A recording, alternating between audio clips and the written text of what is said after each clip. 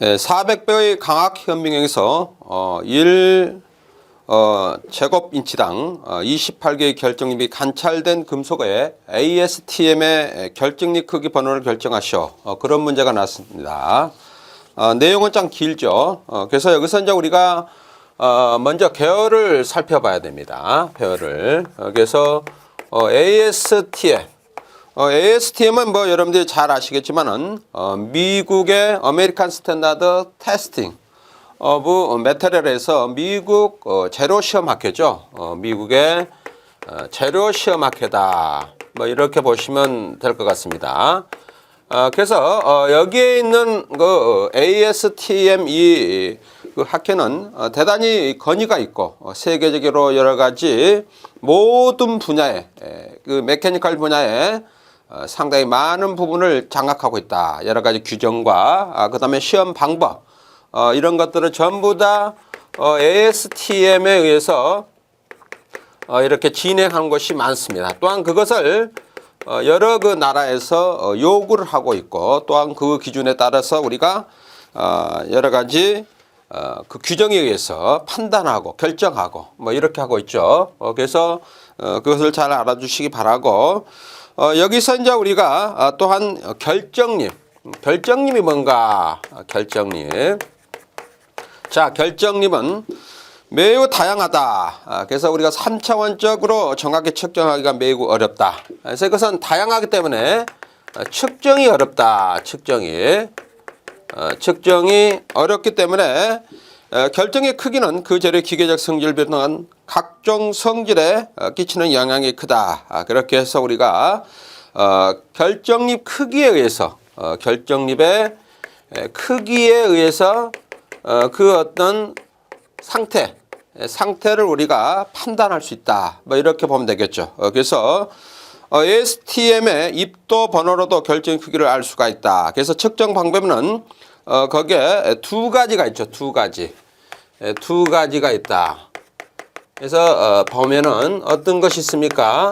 하나는 어떤 것이 있죠? 서클법이 있습니다. 서클법이 있고 또 하나는 여기서 문제에서 의미하고 있는 직정 측정법. 직정 측정법이 있다. 직정 측정법. 이와 같은 것에 의해서 우리가 할 수 있다는 거 알아두시기 바라고.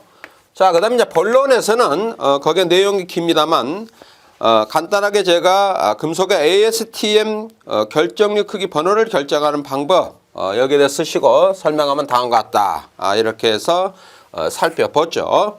자, 금속의 조직상 결정립의 크기는 어떤 것에 의해서 우리가 판단할 수 있는가? 결정립 크기. 자, 거기에 여러 가지 내용이 있지만은 결정립 크기는 금속재료의 성질과 관련성이 큰 인자다. 그래서 이것은 금속재료의 성질과 관계가 있다.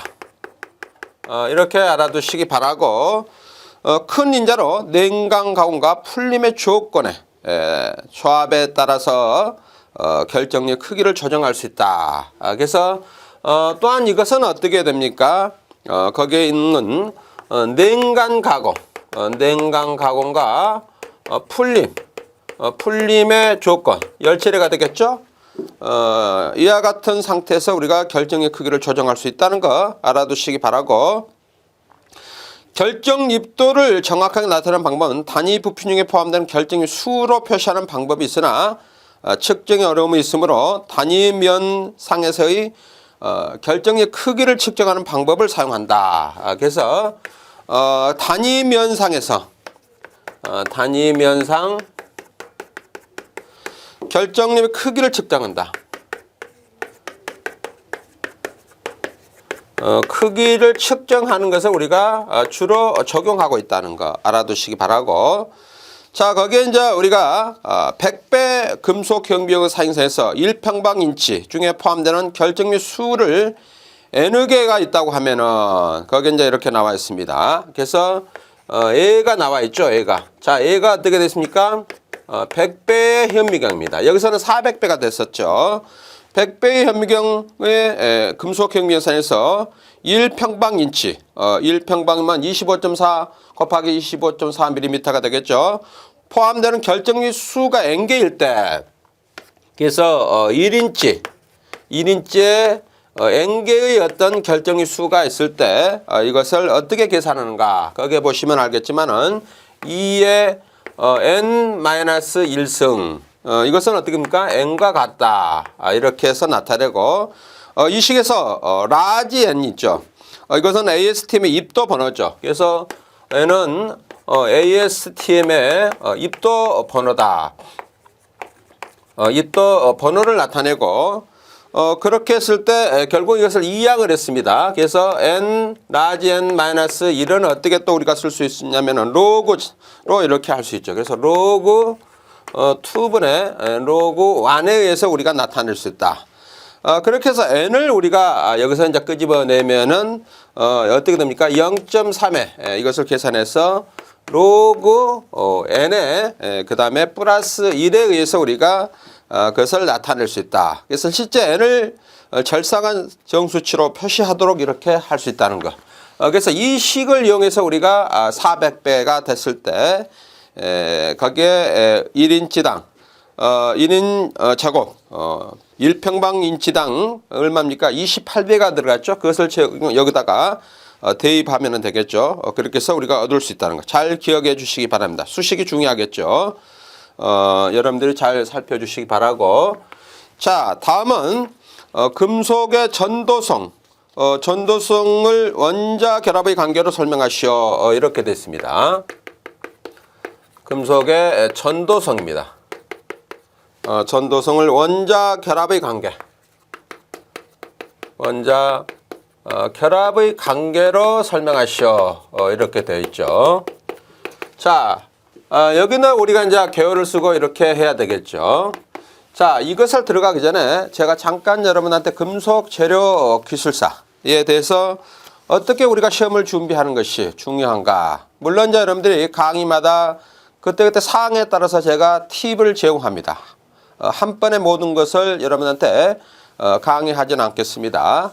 그때그때 문제에 따라서 우리가 여러 가지 생각할 그런 부분이 있기 때문입니다. 자, 여러분들이 이제 동영상 강의를 듣습니다. 동영상 강의는 그렇게 많지가 않습니다.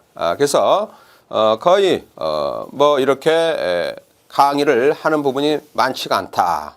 그래서 금속 재료 기술사는 여러분들이 현장에서 또 우리가 많이 이렇게 적용하고 있죠. 제철소라든가 그런 여러 가지 재련 이런 부분에 또한 우리가 어떤 그 회사에서도 그런 어떤 신소재 개발하는 이런 부분에서 우리가 보통 이제 적용하고 있다. 이렇게 보시면 될 것 같고, 여러분들 강의를 들으실 때 비싼 돈 주고 이렇게 수강 신청을 하죠. 그러면은 그 강의를 들으시면서 그 기술사는 어떻게 됩니까? 주관식으로 계속 이렇게 우리가 문제를 서술해서 답안지를 작성해야 됩니다. 자, 그러려면 어떻게 됩니까? 연습을 많이 해야 됩니다. 21세기는 컴퓨터 시대이다 보니까 우리가 손으로 이렇게 글씨 쓰는 것이 상당히 많지가 않죠. 그러다 보니까 생각은 저 멀리 가 있는데 손은 느리다.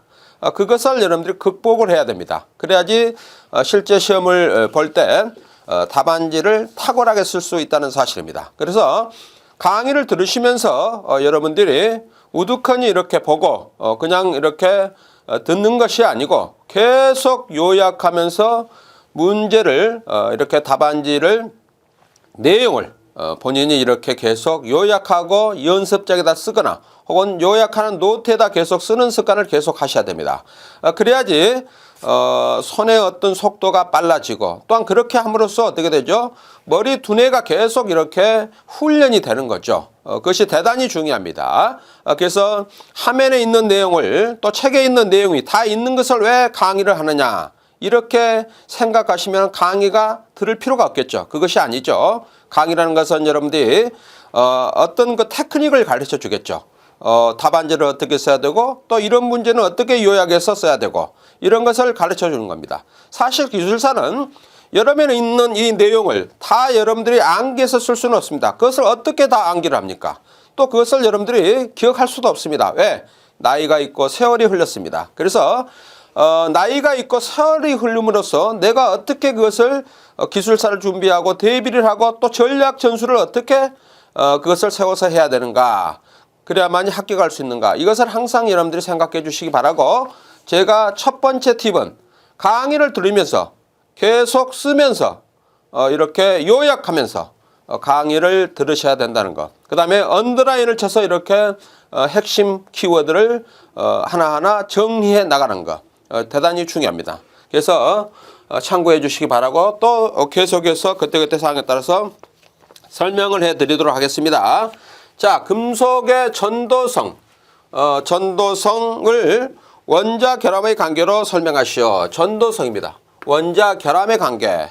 그래서 우리가 금속을 항상 원자가 이렇게 있죠.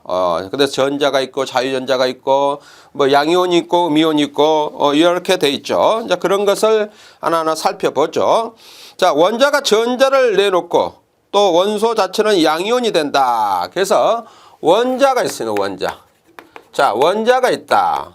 거기 있는 것처럼 원자가 전자를 내놓고 원소 자체는 양이온이다. 전자를 이렇게 생성을 하고 그것의 자체는 뭐죠? 양이온을 가지고 있다는 거 알아두시기 바라고, 원자 핵의 속박으로 풀려난 전자들은 자유전자가 된다. 그 다음에 이제 원자 핵에서 나온 그런 그 전자들은 자유전자가 된다. 자유전자. 어떤 속박이 되어 있지 않는 그런 상태가 된다. 금속의 양이온 사이를 자유롭게 이동할 수 있다. 그래서 이것은 양이온 상태에서 자유롭게 이동이 가능하다는 것.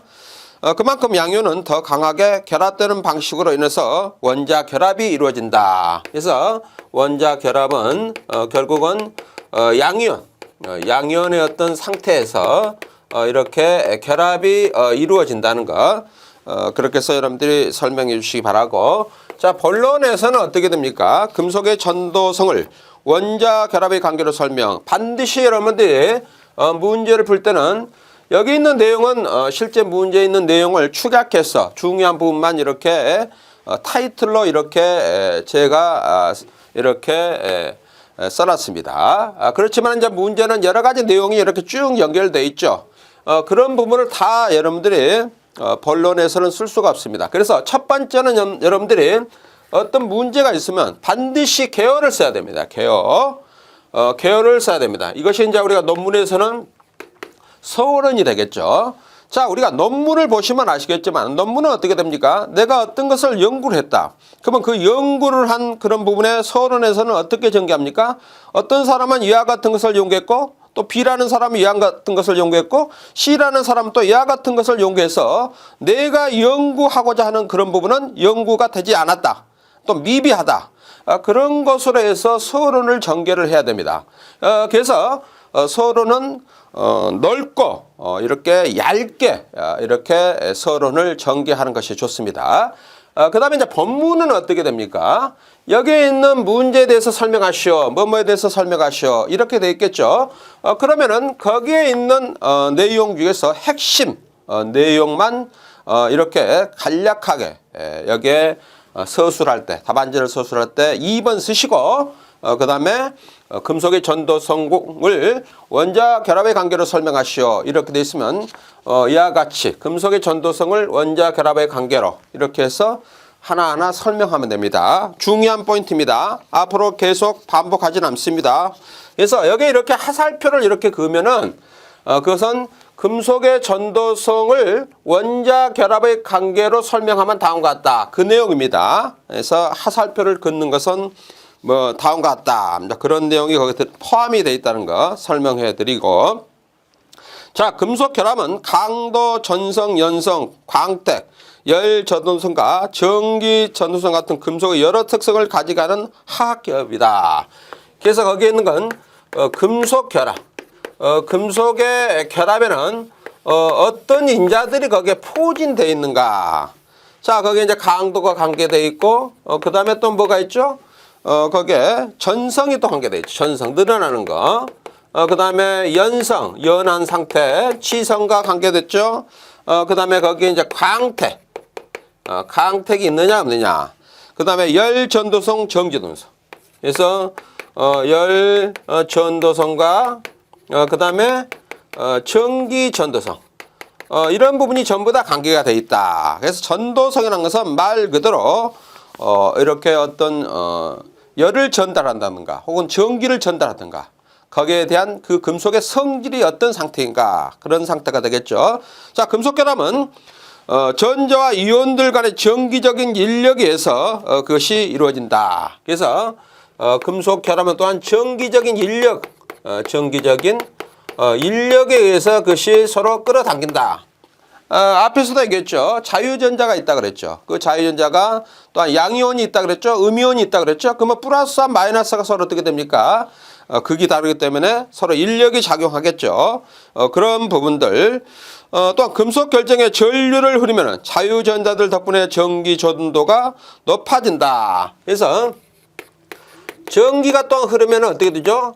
거기에 있는 것처럼 전기 전도도.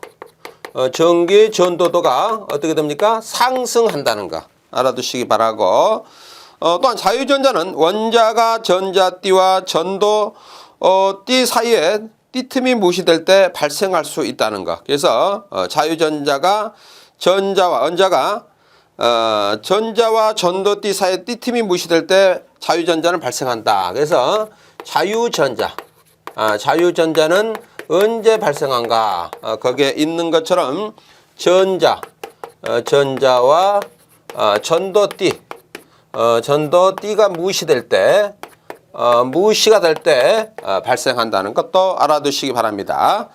자, 그 외에도 여러분들이 이렇게 답안지를 작성할 때 이 내용을 전부 다 암기를 할 수가 없습니다. 그래서 핵심 키워드를 가지고 여러분들이 이렇게 전개하는 능력을 계속 반복을 해야 된다. 그래서 고무줄처럼 여러분들이 연상하셔야 합니다. 고무줄을 연상하셔야 됩니다. 그래서 고무줄을 내가 50cm를 이렇게 가위로 절단했다. 그것을 양팔로 당겼을 때 1m 20cm가 되더라. 그런 능력이 있어야 됩니다. 즉 다시 얘기해서 핵심 키워드를 가지고 자신이 답안 작성하는 그 문장에다가 살을 붙이는 능력이 탁월해야만이 합격할 수 있다. 대단히 중요합니다. 자, 다음은 금속 재료의 강화기구 5가지입니다. 금속 재료 기구. 기구의 강화기구입니다. 강화기구. 자, 강화기구 5가지. 자, 우리가 금속 재료가 있습니다. 금속 재료가. 자, 우리가 금속 재료가 여러 가지 있죠. 근데 여기서 이제 강화기구입니다. 강화기구. 강화기구. 어떻게 하면은 금속을 우리가 강하게 해야 될 건가? 자, 우리가 금속을 강화시킨다. 강화시킨다. 그래서 우리가 경도를 높여주는 거죠. 경도. 경도를 상승시킨다. 자, 우리가 경도를 상승시키는 것은 어떤 것이 있습니까? 당금질 있죠. 당금질. 당금질 열처리에 의해서 우리가 경도를 이렇게 상승시킬 수 있고, 또한 당근질처럼 경도는 높지는 않지만은 어떤 그 시효 경화에 의해서 또한 우리가 경도를 상승시킬 수 있다. 그것을 또 우리가 다른 말로 하면은 강화시킨다. 뭐 이렇게 의미를 부여할 수가 있습니다. 그래서 결국은 이렇게 하는 이유가 뭐죠? 강화를 시키는 이유가 뭡니까? 자, 우리가 모든 금속은 어떻게 되죠? 전부 다 기계는 어떻게 되죠? 운동을 합니다. 운동을 합니다. 그래서 보통 우리가 기계의 어떤 메커니즘은 다이나믹 상태다. 제가 항상 학생들한테 그런 얘기를 합니다. 건축과 토목은 어떻게 더 정적인 상태다. 그렇지만 기계는 다이나믹 상태다. 운동을 한다. 자, 운동을 하면 어떻게 되죠? 기계의 모든 부품들이 어떻게 되죠? 정밀해야 됩니다. 정밀하지 못하면 어떻게 되죠? 회전할 때 소음이 생기고 진동이 생기고 마모가 많고 떨림이 생기고, 그러면 어떻게 우리가 그 기계를 이용해서 어떤 부품을 생산할 수 있겠습니까? 안 되겠죠. 그런 여러 가지 이유 때문에 우리가 그만큼 기계가 중요하다. 자, 운동을 하기 때문에 어떻게 되죠? 내마모성이 있어야 된다. 그 다음에 내마모성이 있어야, 마멸성이 있어야 된다. 자, 이런 것이 우리가 결국은 필요한 거죠. 부품에는. 그래서 우리가 어떻게 되죠? 금속을 강화시키는 거죠. 실제 우리가 어떤 처리 과정을 하지 않으면 금속이 무른데 그 무른 것을 그대로 사용할 수도 있겠지만 그것을 그대로 사용하면 어떻게 됩니까? 수명이 단축이 되잖아요. 그러면 수명이 단축이 되면 어떻게 되죠? 힘들어서 가공을 했는데 그러면 인건비가 나가죠? 가공비가 나가죠? 또 재료비가 나가죠? 그런데 또 다시 그것을 또 가공해서 또 우리가 사용을 해야 한다. 그러면 얼마나 그 어떤 유지비가 많이 들겠습니까? 그런 것을 이제 우리가 금속을 강화시켜 가지고 그런 어떤 우리가 여러 가지 시스템을 제작할 때 수명을 연장시키고 또 유지관리 비용을 줄이고 뭐 이런 어떤 의미로서 회사의 이윤이 창출되고 다 연계가 돼 있죠. 그런 것은 이제 여기서 여러분들이 언급해 주시기 바라고 그 다음에 종류를 언급해 주시기 바랍니다. 자, 종류는 어떻게 여러분들이 언급을 하냐면은 자, 여기 있는 것처럼 금속 가가 기구는 5가지를 얘기를 했죠. 그러면 그 5가지를 언급만 해주면 됩니다. 제목만. 그래서 합금, 엄소, 고유에 의한 강화, 그 다음에 가공에 의한 강화, 열체에 의한 강화, 그 다음에 조합에 의한 강화, 그 다음에 조합에 의한 강화. 그래서 마르텐 사이트에 의한 강화가 있고 CEO 경화에 의한 강화가 있다. 그래서 등이 있다. 이렇게 해서 서론을 마무리를 하셔야 됩니다. 그래서 여기에 강화기구 5가지 이렇게 써져 있으면은 이 5가지 내용을 이렇게 여기서 나열해서 이렇게 나열해서 서론을 즉 계열을 마감하면 됩니다. 마감하면은 그렇게 해서 써주시기 바라고 본론에서는 어떻게 됩니까? 제가 앞에서도 말씀을 드렸죠. 금속 재료의 기구에 강화기구 5가지 쓰시고 그 다음에 쭉 이렇게 하살표 하면은 뭐라 그랬습니까? 금속 재료 기구의 강화기구 5가지를 설명하면은 어떻게 됩니까? 다음과 같다. 이렇게 이제 여러분들이 쓰셔야 돼요. 다음과 같다.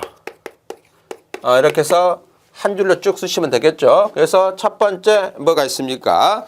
합금 원소 고유한 강화. 그래서 합금 원소 원소의 고유에 의한 강화가 있다. 이것은 이제 성질에 의한 강화가 되겠죠. 그래서 여기 5가지가 이렇게 쭉 있습니다. 그래서 거기에 있는 내용을 한번 여러분들 읽어주시기 바라고 제가 강의를 하면서 요약하면서 이렇게 하는 것들이 많습니다. 다 내용을 읽으면서 할 수는 없습니다. 자, 용질에 거기에 보시면은 용질에 어떻게 됩니까? 용질은 이제 용해도와 입실온 값에 따라서 정해지기 때문이다. 그래서 용질 원자 용해도와 입실온 값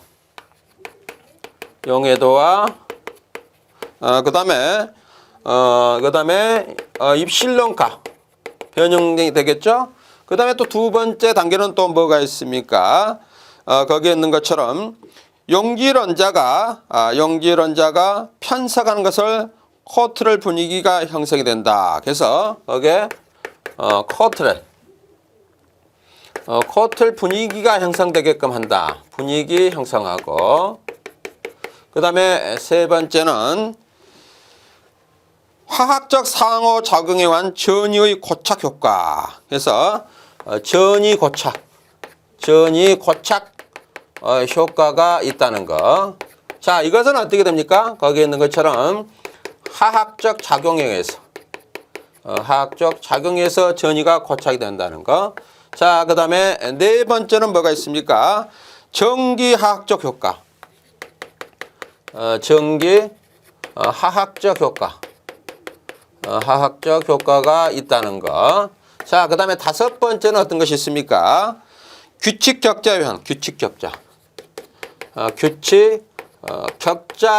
효과가 있다. 자, 이렇게 해서 이 모든 것을 우리가 뭐랍니까? 합금원소 고유한 강화로 이렇게 보고 있습니다. 그래서 1단계, 2단계, 3단계로 이렇게 진행이 된다는 거 알아두시기 바라고. 그 다음에 가공에 의한 강화. 가공에 의한 강화가 있다. 자, 가공에 의한 강화는 전이 밀도가 대단히 높아짐으로 강화된다. 그래서 결국은 금속을 가공하면은 전이 밀도가 상승된다. 전이 밀도가 상승으로 인해서 결국은 강화가 된다는 거 알아두시기 바라고. 자, 그 다음에 나머지 부분 읽어주시기 바라고. 열처리 강화, 열처리. 자, 열처리의 강화는 제가 앞에서도 설명을 해드렸죠. 결국은 우리가 당금질을 연상하시면 되겠죠. 당금질. 그래서 당금질. 당금질은 어떻게 됩니까? 결국은 경도를 상승시켜서 우리가 하는 거죠. 근데 무조건 우리가 경도만 상승되었고 되는 것은 아니잖아요. 경도는 높은데 충격에 약하다. 그러면 어떻게 잘 깨진다. 그러면 어떻게 죠? 부품으로서 사용할 수가 없죠. 경도가 높으면서 인성이 있는 그런 어떤 당금질의 어떤 금속의 열처리 강화가 돼야 되겠죠. 그것을 설명하시면 될 것 같고. 자, 그 다음에 네 번째는 조합의 강화. 마르텐 사이트. 마르텐 사이트. 마르텐 사이트에 의한 강화가 있다. 자, 이것은 어떻게 됩니까? 이것도 이제 당금질에 의해서 이제 결국은 이루어진다. 당금질에서. 그래서 결국 우리가 당금질 하면은 마르텐 사이트 조직이 형성이 되죠. 그래서 강화가 될 수 있다는 거. 그 다음에 다섯 번째는 시효 경화예요. 시효 경화. 그래서 시효 경화에 의한 강화가 있다. 이것은 말 그대로 변형 강화 뭐 이렇게도 우리가 부르는데 시간의 흐름에 따라서 이것이 금속이 여러 가지 원소의 어떤 그 내외 반응에 의해서 이것이 강화되는 그런 것을 우리가 금속의 시효 경화에 의한 강화라고 얘기를 할 수가 있습니다.